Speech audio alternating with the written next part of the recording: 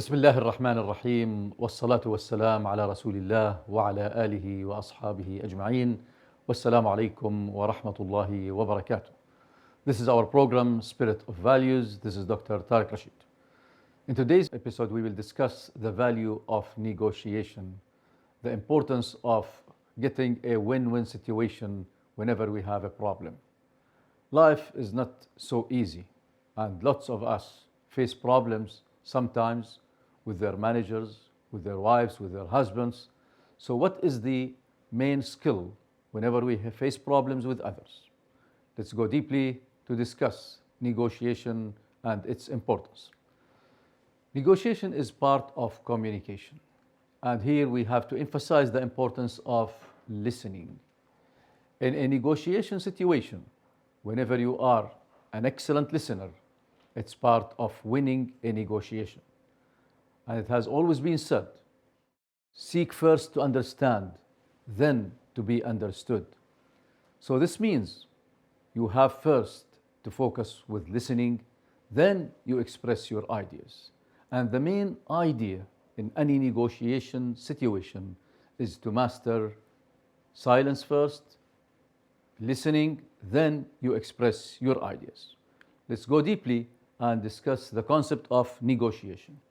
Communication is a process where we transmit our ideas to the other party.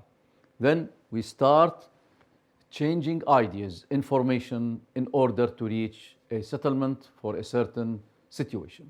So negotiation is part of a communication process, and in communication always we have to discuss what we call the 4 pillars of negotiation, which means the 4 pillars. First, we have to understand the components in any negotiation situation. Then we have main skills, and then we have the cycle of communication, and then the levels of communication. So it's a 4 pillars, and each pillar has a 4 components even. So in order to have a communication situation in negotiation, we have to have 4 components: sender, receiver, message, and channel to transmit the message through. And we have to practice some of the skills needed in negotiation. So negotiation starts with exchanging ideas. The sender has a certain message to deliver. Sometimes we go face to face, and it's always preferable in negotiation to have face to face negotiation. Because in absence of face to face, we will miss the body language, which is a very important issue in negotiation. And previously, we discussed in previous episodes the importance of body language. And here in negotiation, some summarize negotiation, it's a body language test. You have to understand the eyes, the expressions, the signals, as well as the ideas. So negotiation is a communication process where a sender sends an idea through a channel.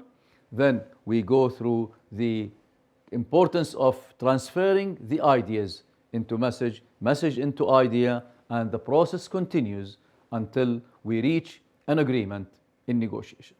So whenever we have a situation of communication, there is always a sender and a receiver, as well as we have to encode our message, which means before sending your message, first you have an idea in the mind.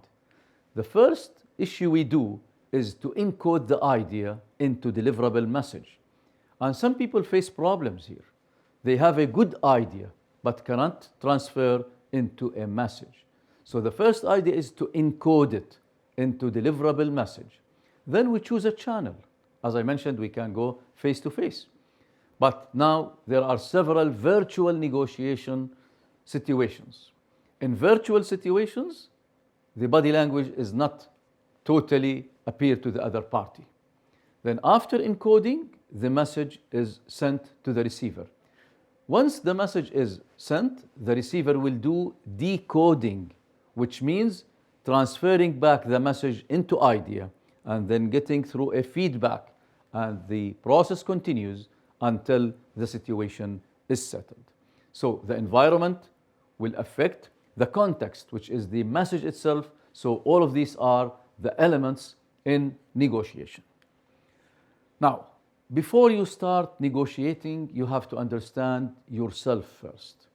And there are people who cannot master negotiation, and we here recommend that they take some sort of skills before going to negotiate. So there are three styles. Define yourself of the following three styles. First, some people are what we call aggressive, and other people are passive, and some people are assertive. Aggressive people always will go through lose-win situation.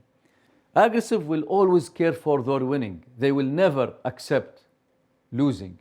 But in negotiation, if you always believe that you should win and others lose, it will someday you will be a loser.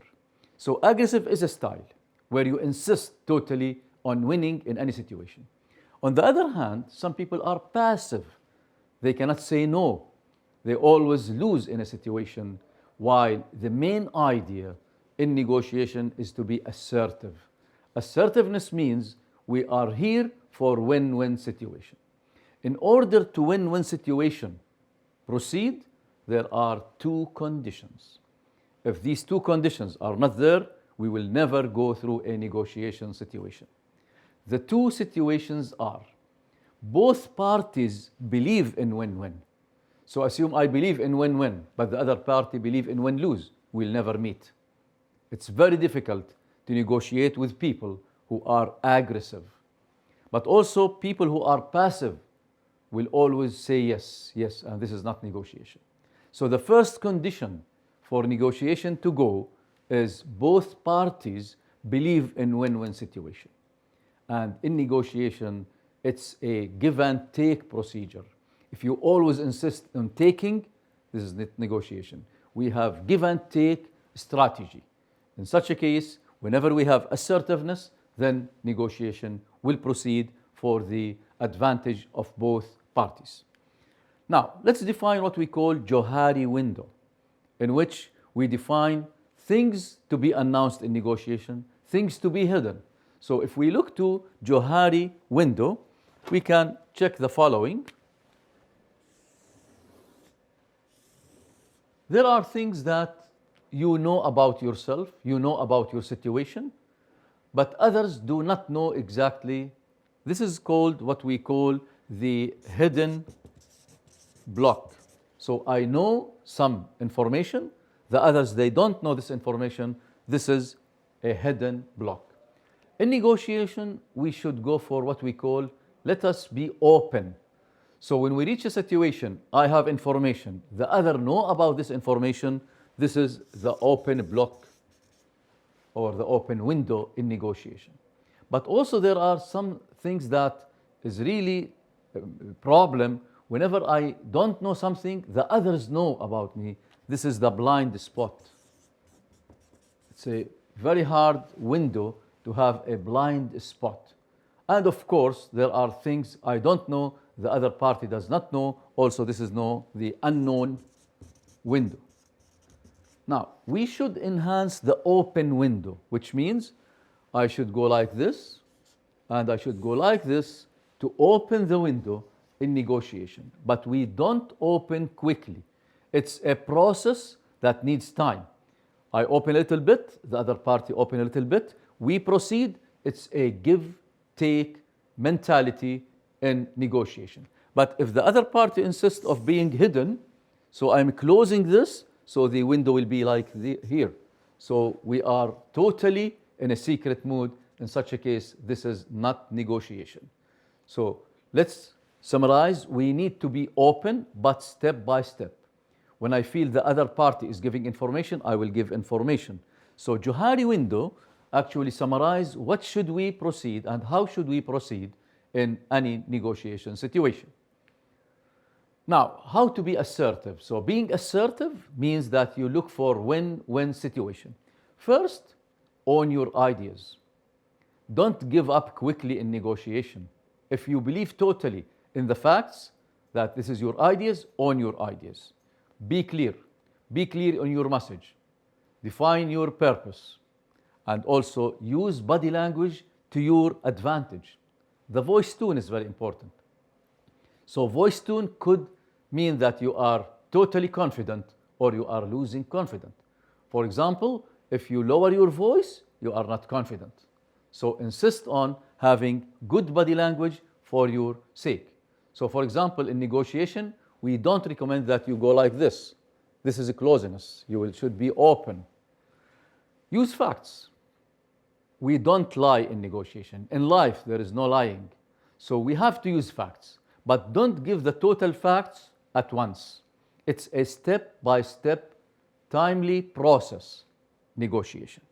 Insist on your position, because the other part is also insisting, but we have to move and be comfortable to say no. Whenever you feel it's no here, say it no. استفتي قلبك وإن أفتوك. Make direct request. I need so and so in this negotiation situation. Don't hide facts. So this will help you to be more assertive, reaching a situation of win-win situation. Also, it's very important to use the questioning techniques. And the party that will win in a negotiation situation, the party who masters two skills: listening, questioning. Listening and questioning.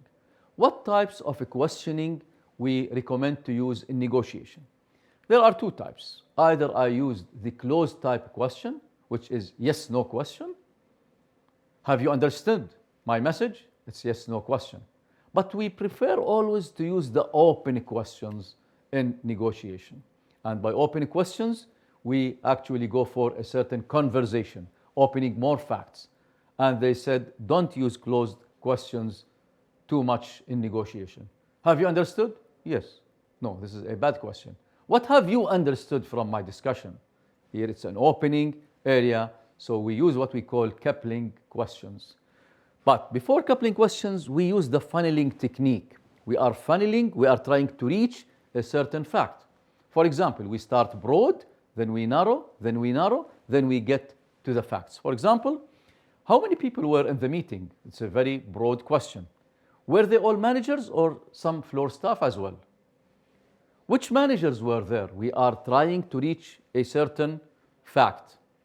Were there any sales manager in the group? What was his name or her name? What did he talk about? So we start broad, then we go narrow. It's a funneling technique. Use this technique in negotiation. Start broad, start general, then start broadening, then narrowing the situation to reach exact facts that you want. So remember the funneling question technique and use the coupling questions. What? How? Where? When? Why? How much? All of these questions should be used by people in negotiation. So this is the questioning techniques and the listening techniques. Now, what type of listening skills? We start first listening, and I always encourage in negotiation, listen first. Listen first. Then speak. And we have to document in large negotiation situation between countries, between organizations, we have to document every aspect we agreed on. It's a contract at the end. So listening, speaking, reading, and writing are always there in negotiation situation. We start listening, speaking, but at the end, we should document everything we agreed on. Why? Because sometimes people will forget or they will ignore what have they said. So document any negotiation situation. We need to concentrate on listening. We have 6 types of listening, but the first 3 are not recommended to be used during negotiation. Ignoring listening, where you are not listening. You are actually maybe have another issue, you are neglecting everything. This is not to be used in any negotiation. Sometimes people pretend to be listening. And how can you know this? They are giving the head nodding like this. Yes, yes, like this. This is pretending listening. Make sure always people are not using ignoring or pretending. How to make sure? Ask questions. So always remember, listening, asking, listening, asking. This is a good skill to be used always in negotiation. Some people use selective listening, which means they listen for something they care for and they ignore the other message. Also not recommended to be selective in your listening. Example for selective listening, for example, the general manager came and gathered the whole employees in the organization and start a meeting, and he starts saying, well, yesterday we decided to increase your salaries. Oh, increasing the salary. People will be very selective to listen to the message. But after he continues, but also we decided that no holidays, no vacation for 1 year, then they ignore the message. This is selective ignoring. The first 3 types of listening not to be used during negotiation. We start with what we call active listening. You listen, you summarize, you analyze, you try to understand the message. This is active listening. Ears and minds are working to understand the message. It's better to go for interactive listening. Inter is a prefix in English which means between. So international, internet, it's between. Interactive listening, I will go through, I will listen, then I will discuss, then will I ask. It's a two-way communication, and the most very professional way of listening in negotiation, emotional listening.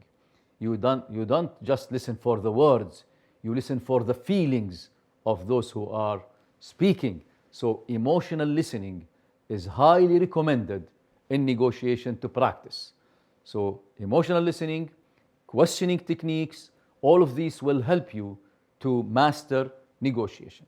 So summarizing the issue, negotiation is a communication process in which we are trying to reach a win-win situation with others. But we have to practice excellent listening techniques by being emotional listeners, as well as perfect questioning should be there in the situation. And remember, try to be open to reach a win-win situation. Wassalamu alaikum wa rahmatullahi wa barakatuh.